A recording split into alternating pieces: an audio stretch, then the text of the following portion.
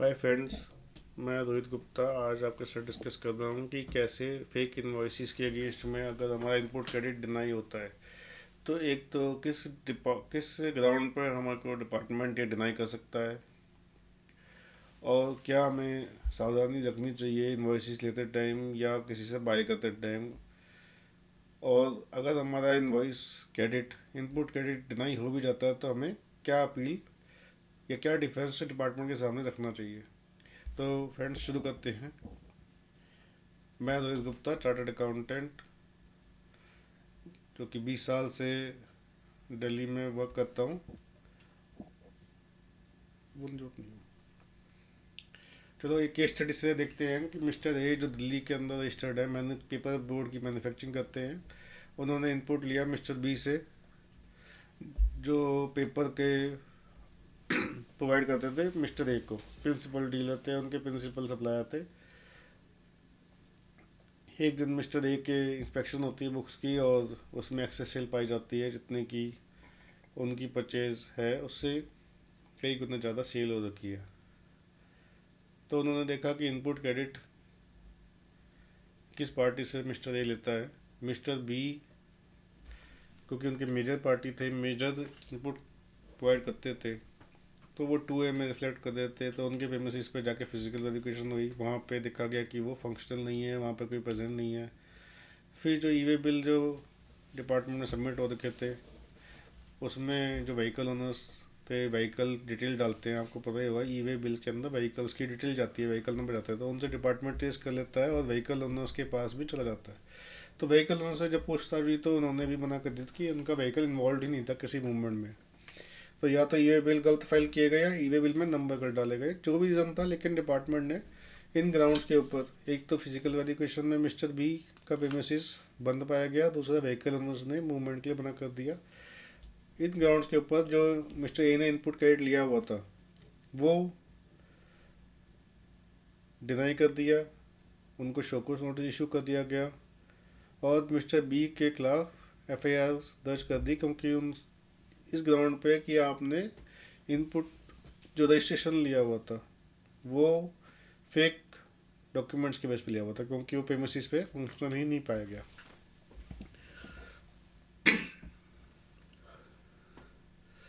पहले बात तो हमें क्या क्या डॉक्यूमेंट्स हमारे पास होने चाहिए अपना डिफेंस तैयार करने के लिए, क्योंकि विदाउट डॉक्यूमेंट्स हम कोई भी डिफेंस अच्छा तैयार नहीं कर सकते। और ये डॉक्यूमेंट्स लेने के लिए आप लोग, कोई भी डीलर है, ही कैन अप्लाई, वो अप्लाई कर सकता है, और डिपार्टमेंट को वो देने ही पड़ेंगे। अगर वो नहीं देते हैं डिपार्टमेंट, तो आप कोर्ट में बोल सकते हो कि आपको अपॉर्चुनिटी नहीं दी गई डिफेंस तैयार करने के लिए, अपना केस प्रूव करने के लिए। तो देखते हैं कौन कौन से डॉक्यूमेंट्स आपके पास होने चाहिए।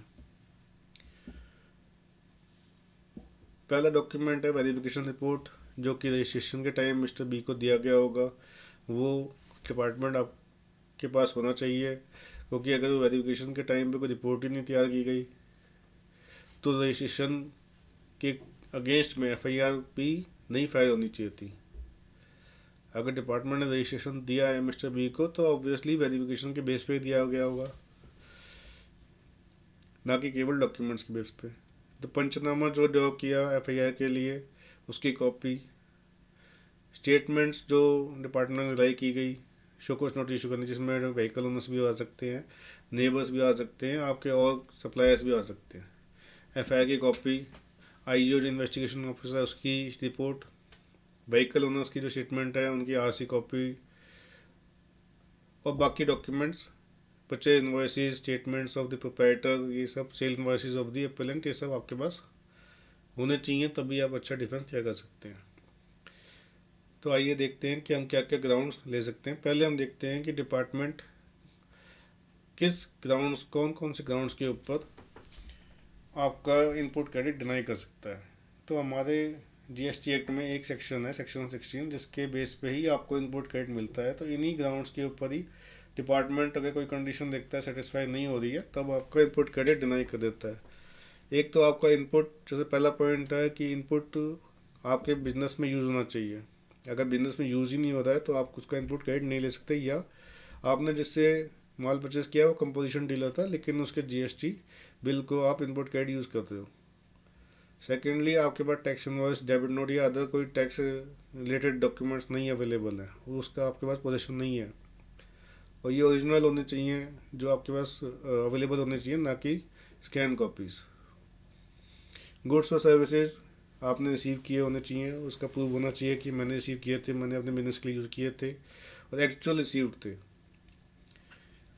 चौथा पॉइंट है कि टैक्स जो आपने अपने सप्लायर को दिया है जीएसटी, वो उसने जमा किया है कि नहीं किया। हालांकि ये बड़ा डिस्प्यूटेड पॉइंट है कि आप कैसे चेक कर सकते हो कि वो जीएसटी कंप्लायंस कर रहा है कि नहीं कर रहा, लेकिन ये एक मेजर पॉइंट है जो लिटिगेशन का इशू बन चुका है कि डिपार्टमेंट इस ग्राउंड पे भी आपको जीएसटी क्रेडिट डिनाई कर देता है।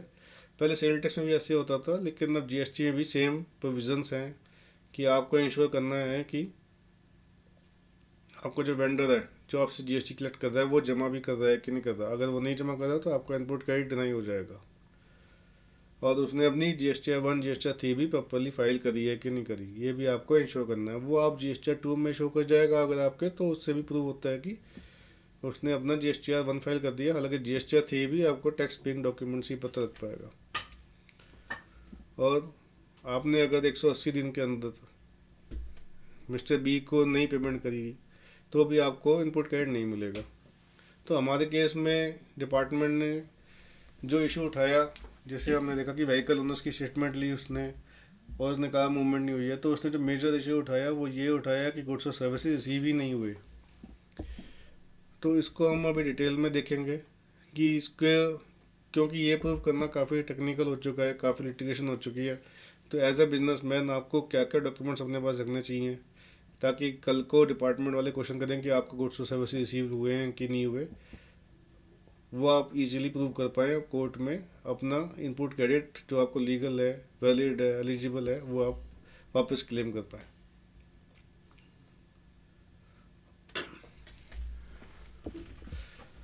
तो पहले हम देखते हैं प्रिंसिपल ऑफ नेचुरल जस्टिस। ये हम टेक्निकल ग्राउंड्स थोड़ा डिस्कस करेंगे कि नेचुरल जस्टिस जो है, किसी भी लिटिगेशन के अंदर एक नेचुरल जस्टिस होता है कि आपको प्रॉपर अपॉर्चुनिटी नहीं दी गई है बोलने की, सुनने की, आपको टाइम नहीं दिया गया है, या आपको डॉक्यूमेंट्स प्रोवाइड नहीं किए गए।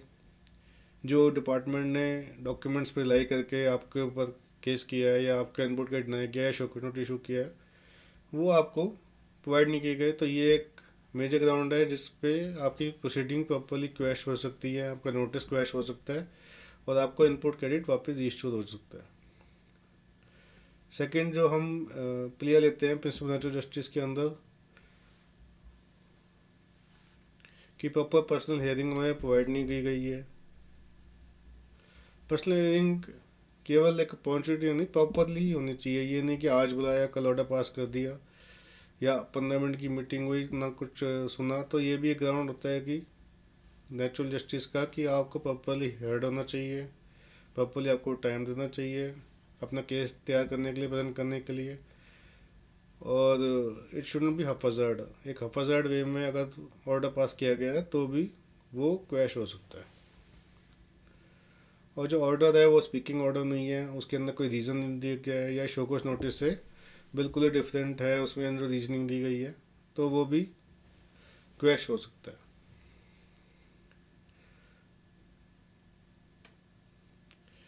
अब आगे देखते हैं कि कुछ टेक्निकल इश्यूज, जैसे आपको पता है कि एक डॉक्यूमेंट आइडेंटिफिकेशन नंबर 2019 से मैंडेटरी हो गया है।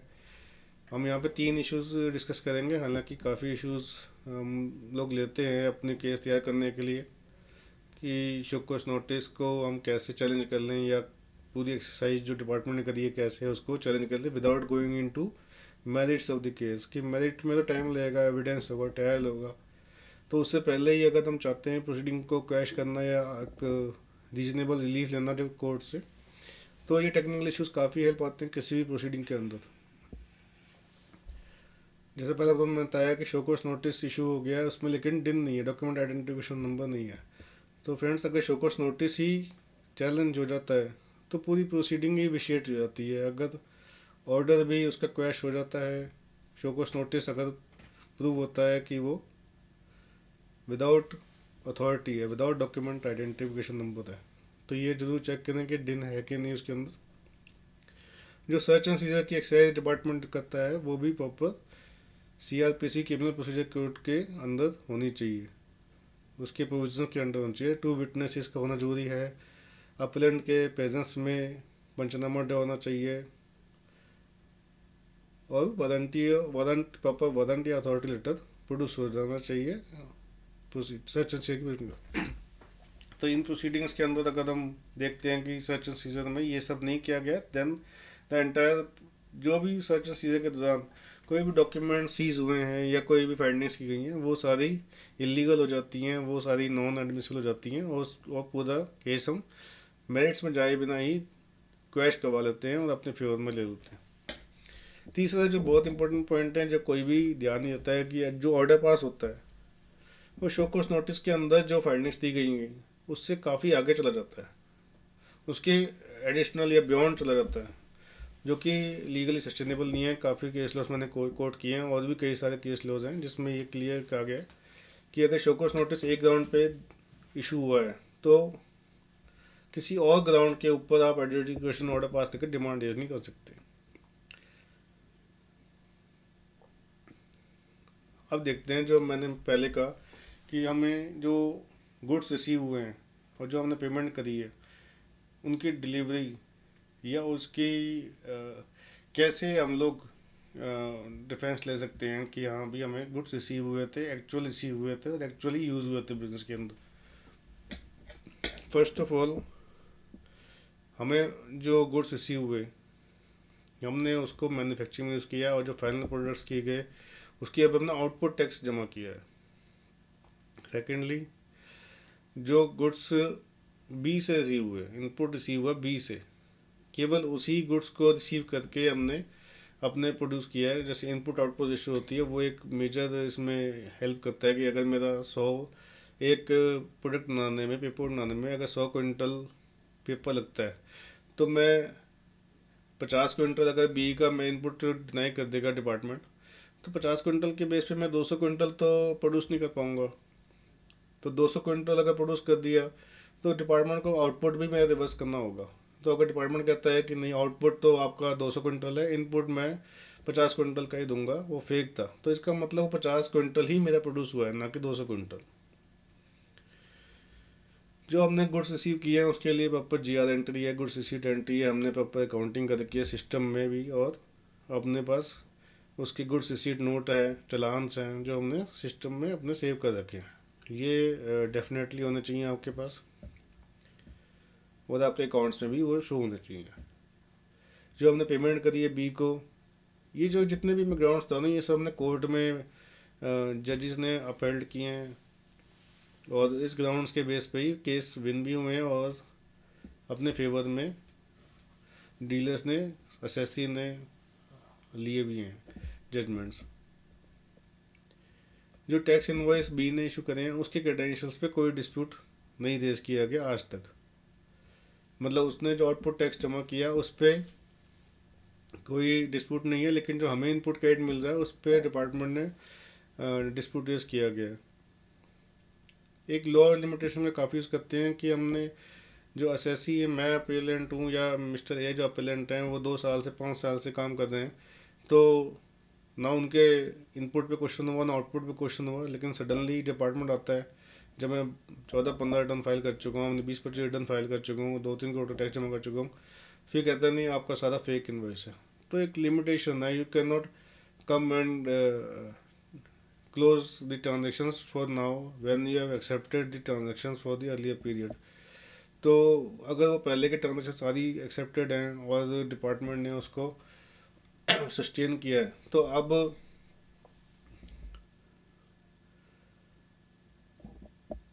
जो रिटर्न्स हमने पहले पेश करी हैं, तो वो उसके ऊपर consumption, input, manufacture, finish goods, वो सब उसने इंक्वायरी किए बिना अगर वो असेस हो चुकी है हमारी, तो अब हम डिपार्टमेंट हमें मिस स्टेटमेंट या सप्रेशन या टर्न अराउंड करके फ्रॉडलेंट ट्रांजेक्शन नहीं कह सकता है। ये एक लॉ लिमिटेशन हम काफ़ी यूज़ करते हैं।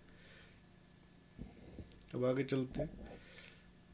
ये रिसिप्ट गुड्स की मैंने काफ़ी इंपॉर्टेंट जजमेंट्स दी गई हैं, जिसमें बैंकिंग चैनल का काफ़ी इंपॉर्टेंट रोल कहा गया है कि जेन्युइननेस ऑफ द ट्रांजेक्शन जो है, वो जो आप देख रहे हैं यहाँ पे, ये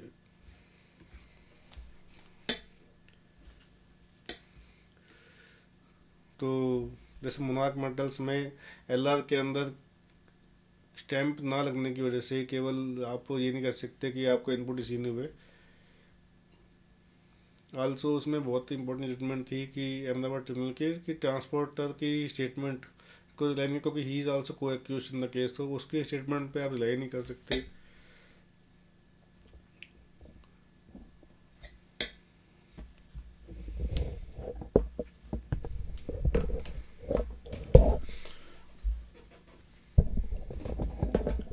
एक सिद्धार्थ ब्राउन की काफ़ी इंपॉर्टेंट स्टेटमेंट है जिसमें कि कहा गया है कि अगर क्रॉस एग्जामिनेशन नहीं मिलता है तो स्टेटमेंट ऑफ ट्रांसपोर्टर्स की रिलाई नहीं की जा सकती है।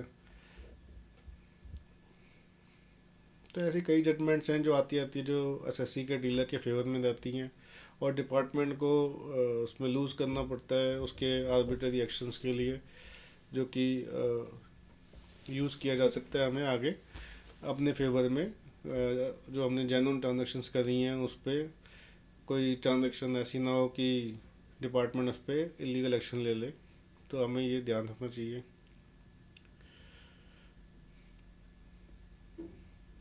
अभी मैंने पीछे कहा कि जो डिपार्टमेंट का केस होता है कि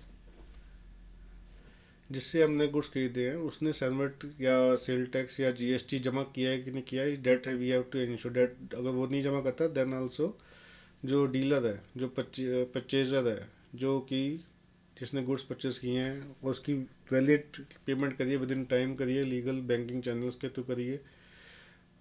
अगर वो इनपुट लेने वाला जो मिस्टर बी है अगर वो नहीं जमा करता then also we should not be made liable, कि अगर उसके फ्रॉड की वजह से बायर जो अपेलेंट है उसके ऊपर लाइबिलिटी नहीं होनी चाहिए उसके ऊपर। ये मैंने केस लॉ कोर्ट किया, सीबीसी का सर्कुलर भी है 2003 का, ये आप देख सकते हैं कि मैन्युफैक्चरर जो है ने अगर ड्यूटी पेइंग डॉक्यूमेंट्स हैं और उसके पास इन पोजेशन और उसने ड्यूटी लाइबिलिटी डिस्चार्ज कर दी है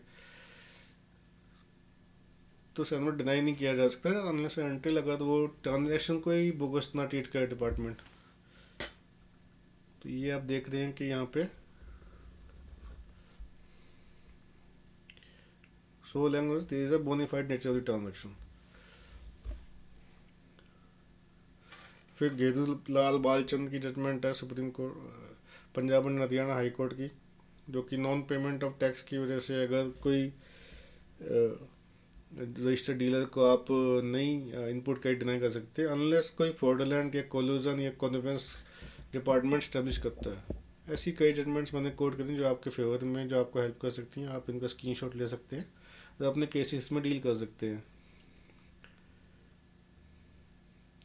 ये एक हमारा कॉन्सिक्वेंशल प्ला होता है कि अगर हमारा मेन आर्गूमेंट ही अभी सस्टेन नहीं हुआ है तो इंटरेस्ट और पेनल्टी अभी लेवी नहीं हो सकती। अगर हमारा इनपुट क्रेडिट ही डिस्प्यूटेड है, अगर डिनाई जो किया गया है वो हम डिस्प्यूट कर रहे हैं और उस पर चैलेंज कर रहे हैं तो उस पर इंटरेस्ट और पेनल्टी डिपार्टमेंट उसके लिए एक्शन ले सकता है कि इंटरेस्ट और पेनल्टी हमें लेवी की जाए।